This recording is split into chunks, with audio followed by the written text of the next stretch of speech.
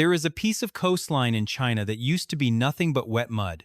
No farms, no houses, no roads, just soft, useless land that flooded every single day. But right now, on that same useless land, engineers just turned on something the world has never seen before. A plant that grabs sunlight, turns it into electricity, and then turns that electricity into a fuel that can be stored for months without losing power. Not hours, not days, months. And this isn't some small test lab. It is being called one of the biggest solar and hydrogen storage plants on the entire planet. Here is the part that sounds impossible. This plant does not just make clean power. It stores huge amounts of it in a form you can put in a tank, load onto a truck, and ship somewhere else entirely. Something batteries have never been able to do at this scale. If you are enjoying learning about wild new tech like this, hit the like button. It really helps since these videos take a lot of research to put together. And go ahead and subscribe so you don't miss what's coming next. Because what you are about to see is not just one machine. It is 3 completely different technologies, wired together in a way nobody has really pulled off before, sitting on land that everybody thought was worthless. And by the end of this video, you will understand exactly how a stretch of flooded mud turned into one of the most advanced energy sites on Earth. So how did it happen? Let's start from the very beginning. The land nobody wanted. To understand why this project is such a big deal, you first have to picture the land it was built on. Along the eastern coast of China, there are areas where the sea rushes in and out every single day. At low tide, the water pulls back and leaves behind flat, gray mud for miles in every direction. It is too soft to build heavy buildings on. It is too salty and too wet to grow crops. For hundreds of years, that land just sat there, empty, ignored. Nobody wanted it, and nobody thought there was anything useful you could do with it. Fishermen sometimes walked out onto the flats when the tide was low, but even they could not stay long before the water came rushing back in. Local maps often left this kind of land blank, as if it did not count as real ground at all. It was the kind of place people passed by without a second glance, because there was nothing there worth looking at. But here is something interesting. That same flat, open, sunny land turned out to be perfect for something nobody had really thought of yet. Solar panels do not need solid ground to grow food. They do not need dry soil or deep foundations. They just need space and sunlight. And this stretch of coastline had both of those things in huge amounts. So instead of leaving the mudflats empty forever, engineers looked at this useless patch of land and saw an opportunity that would eventually turn it into a global energy story that people are still talking about today. This is where the transformation actually begins, and it sets up everything else that follows. Because once you understand what this land could offer, you start to see exactly how engineers turned ordinary sunlight into something that could be stored, shipped, and used far beyond the coastline itself. Let's look at how that first step actually worked. Turning sunlight into muscle. The first piece of this whole system is simple to understand. It is a massive solar farm built right on top of that reclaimed mudflat that used to flood twice a day. We are talking about 400 megawatts of solar panels, spread out across land that not too long ago was considered good for absolutely nothing. Just this one piece, on its own, produces an enormous amount of power, around 468 million kilowatt hours of electricity every single year. To put that into a number you can actually picture, that is enough electricity to cover the basic yearly needs of about 200,000 homes. And because none of this power comes from burning coal or gas, it also cuts more than 300,000 tons of carbon pollution every single year, just from this one section of the project. Building solar panels on land like this also solved a second problem without anyone even planning for it. Normally, huge solar farms need huge amounts of land, and that often means clearing forests or taking over farmland that could have grown food instead. Here, none of that trade-off existed. The land was already unusable for anything else, so putting panels on it did not take away from farms, homes, or nature. It simply put empty space to work. But here is the twist. A solar farm this size is impressive on its own, but it is only the first piece of a much bigger puzzle. Solar power has one big weakness that every solar farm on the planet struggles with. It is not steady. Clouds roll in without warning. The sun sets every single night without fail. Power goes up and down constantly throughout the day. If this project had stopped here, it would just be a really big solar farm with the exact same old problem every other solar farm has. So engineers did not stop there. They added a second piece specifically designed to smooth out all of that unpredictable power. And that decision is exactly what makes this project different from a normal solar farm. That second piece is where things start to get genuinely clever, and it sets up the real reveal still waiting later in this video. Catching the extra power. Picture a water tank with a hose that is way too strong for it. If you turn that hose on full blast, water splashes everywhere, and most of it goes to waste. Solar power works in a surprisingly similar way. On a bright, clear day, the panels can produce way more electricity than anyone actually needs at that exact moment. Without somewhere to put that extra power, a huge amount of it simply gets wasted. That is the job of the second piece of this project, a battery storage station built right next to the solar farm. It is not a small battery either. It is rated at 60 megawatts and can hold 120 megawatt hours of energy at once. Its whole job is to soak up extra electricity when the sun is strong, then release that stored power back out when clouds roll in or the sun goes down for the night. It smooths out the bumps so the power flowing out stays steady instead of spiking and crashing throughout the day. You can think of it like a bucket sitting under a leaky roof during a storm. When the rain pours down hard, the bucket fills up and holds onto that extra water instead of letting it splash uselessly onto the ground. Later, when the rain slows down, that stored water can still be used. A battery does the exact same thing with electricity, just on a much bigger and much faster scale. Batteries like this are incredibly good at their job, but only for short stretches of time. Most batteries of this type can only hold their charge for somewhere between 4 and 8 hours before they need to be recharged again. They are fast, they are efficient, but they were never built to store power for weeks or months at a time. And that limitation matters a lot more than it might sound. Which brings us to the piece of this project that has energy experts around the world paying such close attention, the piece that actually solves the problem batteries alone cannot. The fuel made from water. Here is where things get genuinely wild. Instead of stopping at batteries, engineers built a third piece onto this project. A plant that turns extra electricity into something called green hydrogen. Here is how it works in simple terms. You take water and you run electricity through it. That electricity splits the water apart into two gases, hydrogen and oxygen. As long as the electricity used to do this comes from a clean source like solar power, the hydrogen you get out the other end is called green hydrogen. No fossil fuels are burned in the process. The only thing left over is oxygen, which is completely harmless. This hydrogen plant at the site can produce 1,500 cubic meters of hydrogen every single hour. Over a full year, that adds up to 482 tons of high-purity green hydrogen.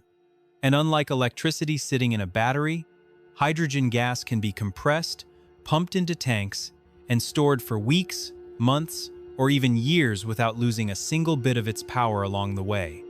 Think about that difference for a second. A battery is like a cup of water you have to drink quickly before it spills. Hydrogen is like a sealed barrel you can store away and come back to whenever you want.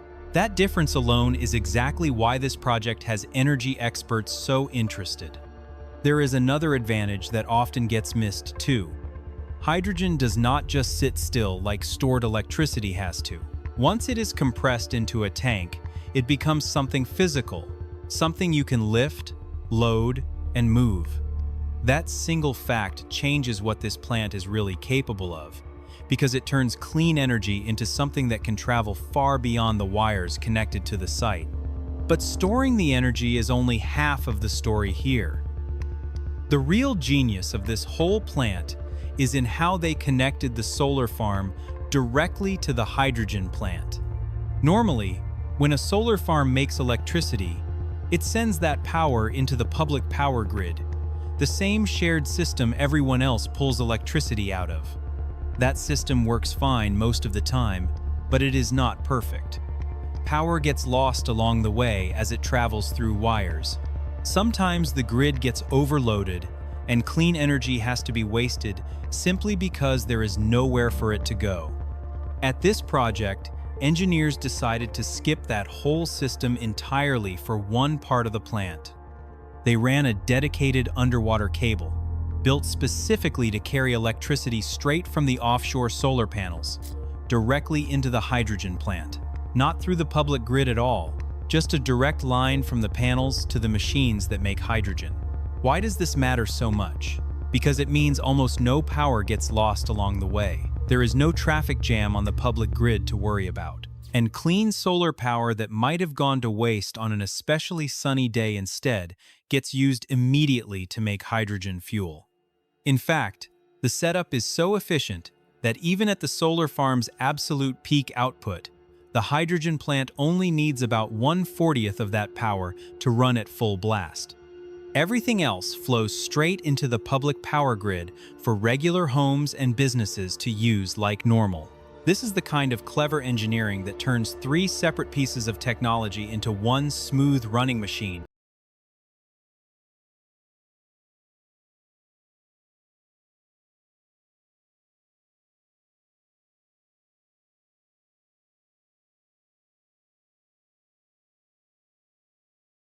Instead of 3 disconnected systems bolted together. But you might be wondering something simple right about now. Why bother building both a battery and a hydrogen plant? Wouldn't just one of them be enough? That question actually leads us to one of the most important ideas in this entire project. 2 tools, 2 jobs. This is one of the biggest reasons this project is being talked about so much, so let's break it down clearly. Batteries and hydrogen are not competing with each other here. They are doing 2 completely different jobs, and the entire plant depends on both of them working together. A lithium battery is fast. It can release power in an instant, and it wastes very little energy in the process, usually returning somewhere between 85 and 95% of the power you put into it. But it can only hold that charge for a short window, usually just a handful of hours, and it slowly loses a little bit of its charge every single month just sitting there unused. Hydrogen works in a completely different way. Turning electricity into hydrogen and then back into electricity again wastes a lot more energy along the way, often around 60%. That sounds like a big downside, and in a lot of ways it is. But hydrogen barely leaks any of its stored energy over time. You can seal it inside a tank and come back months later to find almost all of that energy still locked safely inside. And if you ever need to store more of it, you don't need some brand new, complicated piece of machinery. You just build a bigger tank. It helps to imagine energy storage like packing for 2 different kinds of trips. A battery is like a small backpack you grab for a quick day trip, light and quick to use, but not made for carrying much over a long stretch of time. Hydrogen is more like a shipping container. It takes more effort to fill up and it is not as efficient to load, but once it is packed, it can sit in storage for a very long time and still be ready whenever you need it. So here is the simple way to think about it. The battery handles the quick ups and downs of everyday life, like when a cloud passes overhead for a few minutes and power dips slightly. Hydrogen handles the long game, storing huge amounts of energy for weeks or even months at a time, ready to be used whenever it is needed or shipped somewhere else entirely. A researcher who studies energy economics at a major Chinese university explained it in a simple way. He said that adding hydrogen and battery storage together helps solve solar power's biggest weakness, which is that it is unpredictable. Batteries smooth out the short-term bumps, while hydrogen banks the extra energy for the long-term future. He described this as part of a bigger idea China is working toward, where different types of energy do not just get added on top of each other, but actually learn to work together as one connected system. And once you understand that idea, the next question becomes obvious. What actually happens to all of that hydrogen once it gets made? That answer might surprise you. Where the fuel actually goes. Here is something that might surprise you. This plant is not making hydrogen just to burn it right back into electricity on site. Instead, the hydrogen becomes a product all on its own, something that gets shipped out and used far beyond the plant itself. There is already a refueling station on site that can pump out 500 kilograms of hydrogen every single day. From there, that hydrogen gets sent out to factories, chemical plants, and transportation systems across a huge, heavily industrial region nearby. Industries that are actively looking for cleaner fuel options instead of relying only on oil or coal to keep running. This matters a lot for certain industries that cannot easily run on batteries or regular electricity. Heavy trucks, large factory furnaces, and chemical plants often need a fuel that packs a lot of energy into a small amount of weight, something batteries still struggle to provide. Hydrogen fits that gap perfectly, giving these industries a way to cut pollution without needing to redesign all of their equipment from scratch. This is a completely different way of thinking about what a solar farm can actually do. Most solar farms just push electrons down a wire and stop there. This one produces something you can physically hold, store, and move from place to place. A clean, burning fuel that can travel by truck to power heavy machines and factories many miles away from where the sunlight first hit those panels. That is a pretty remarkable leap for a stretch of mudflats that used to flood twice a day. And the story does not stop with just energy either.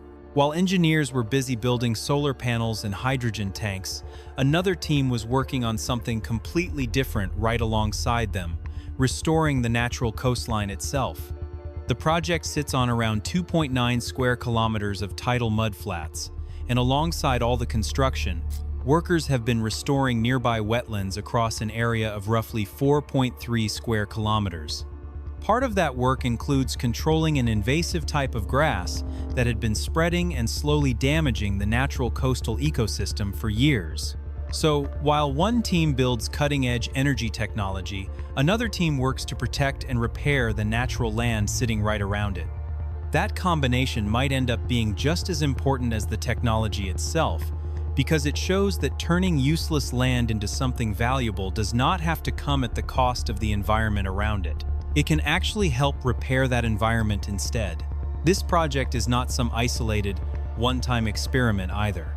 It is part of a much bigger pattern happening right now, and understanding that bigger picture helps explain why so many people are paying attention.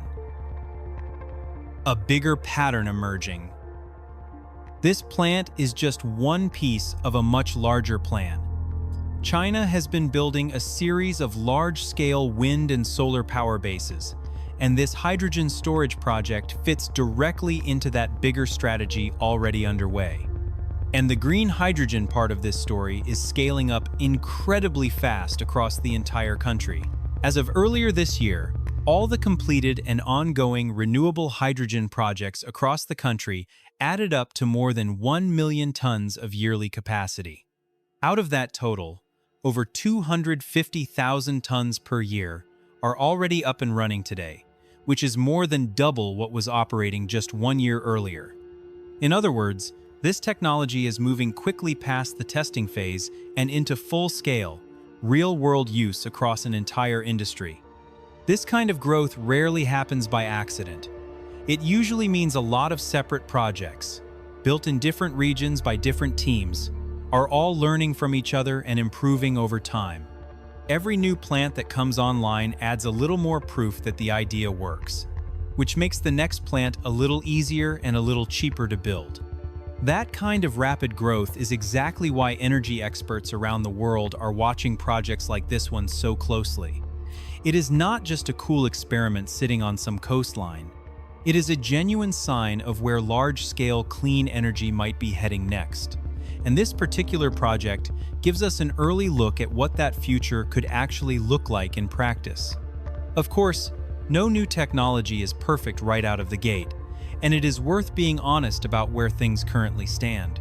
The solar farm itself has actually been feeding power into the grid since April of last year, so that part of the system has already proven itself in the real world. But the hydrogen side of the project is still finishing up its testing and setup process. Full-scale hydrogen production is not expected to fully begin until August of this year. There is also the question of cost. Green hydrogen is still fairly expensive to produce compared to older, dirtier fuel sources that have been around for decades. Even the researcher who praised the project pointed out that its long-term value will depend on bringing costs down and making the process of creating hydrogen more efficient over time. Right now, projects like this one are as much about proving that the whole system can work reliably as they are about turning a quick profit. But that honesty is actually part of why this project matters so much in the first place. For years, the simple story around clean energy was just build more solar panels and call it progress. This project represents a completely different chapter in that story.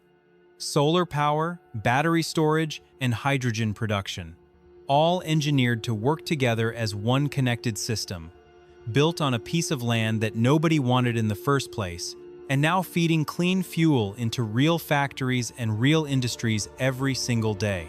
If this model proves that it can work reliably and affordably at a large scale, this same muddy, flooded stretch of coastline might end up being an early look at what the cleanest power grids of the future could actually look like. If you learned something new today, make sure to like this video, subscribe if you haven't already, and turn on notifications so you don't miss the next one. What do you think is the bigger challenge here? Storing clean energy, or actually shipping it to where it's needed? Let me know in the comments below.